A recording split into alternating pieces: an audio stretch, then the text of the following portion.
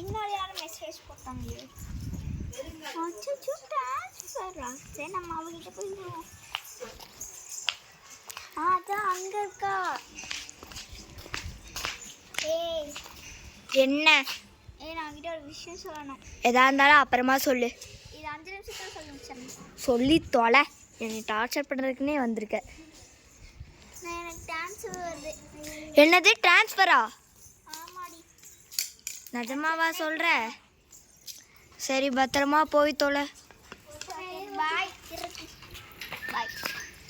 So இவ வேற இப்படி கோவமாக அமுச்சு விட்டோமே. சரி இவளுக்கு கிஃப்டாக ஒரு 10,000 அமுச்சு விட்டுறலாம். ஒரு வழியாக 10,000 அமுச்சு விட்டாச்சு. எதுக்கும் நேரில் போய் கிஃப்ட்டு சொல்லிடலாம். ஊருக்கு போயிட்டாளா? அதுக்குள்ளேயும் போயிட்டான்னு எழுதி வச்சுட்டு போயிருக்கா. போச்சு கோவமாக போயிட்டா. எனக்கு வேறு ரொம்ப சேடாக இருக்குது. இன்னும் ஏதோ மெசேஜ் வருது. என்ன மெசேஜ்னு பார்க்கலாம். என்னது நிஜமாலேவா? என்னால் நம்பவே முடியலையே. சூப்பர். ஓ ஜாலியாக இருக்குது. நம்மளுக்கும் ட்ரான்ஸ்ஃபர் கிடச்சிடுச்சு. இன்றைக்கி நைட்டு ட்ரெயின் டிக்கெட் புக் பண்ணிடலாம். ஒரு ட்ரெயின் டிக்கெட்டும் புக் பண்ணியாச்சு. இன்னைக்கு நைட் எல்லாமே பேக் பண்ணி வச்சுட்டு இன்னும் குவார்ட்டர்ஸ்னு பார்க்கவே இல்லை. நம்மளுக்கு என்ன குவார்ட்டர்ஸில் ட்ரான்ஸ்ஃபர்? நம்ம ஃப்ரெண்டு இருக்கிற குவார்ட்டர்ஸ்லேயே ட்ரான்ஸ்ஃபர். இப்போ பக்கத்தில் தான் இருப்போம்.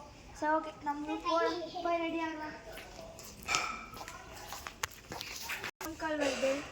ஹலோ. ஹலோ நான் தான்டி. என்னடி? உனக்கு என்ன பிளேஸ் ட்ரான்ஸ்ஃபர்? எனக்கா சென்னை. எனக்கு இப்போ மும்பை மாற்றிட்டாங்கடி. என்னடி சொல்கிற? நிஜமாலேவா?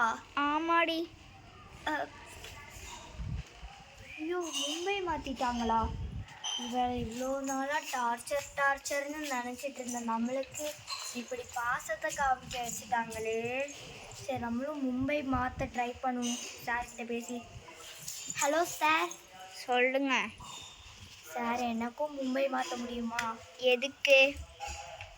இல்லை சார், எனக்கு வேலை பண்ண ஒரு பார்ட்னர் வேணும். அது என் ஃப்ரெண்டாகவே இருந்துட்டு போட்டுமே. இல்லையே, உங்களுக்கு இங்கே தான் ட்ரான்ஸ்ஃபர். ஏன்னா உங்களுக்கு ஆல்ரெடி ஒரு பார்ட்டை நாங்கள் சென்ட் பண்ணி வச்சாச்சு. யார் இவனா? ச்சே, நம்மளுக்குன்னு வந்த நேரம் இப்படி. என்ன பண்ணலாம்? சரி விடு. நம்ம ஒருத்தவங்க நம்மக்கிட்ட இருந்தால் பாசம் காட்டி நடத்தி இருக்கணும். இப்படி நடத்தினது என் தப்பு தான். சரி விடு, நம்ம அட்ஜஸ்ட் பண்ணி தான் ஆகணும். ஃப்ரெண்ட்ஸ், இதோட இந்த எபிசோட் முடிஞ்சது. இப்படி தான் ஒருத்தவங்களை நீங்கள் பெஸ்ட் ஃப்ரெண்டாக வச்சுருக்கீங்களா, அவங்கள நீ வேல்யூ பண்ணுங்கள்.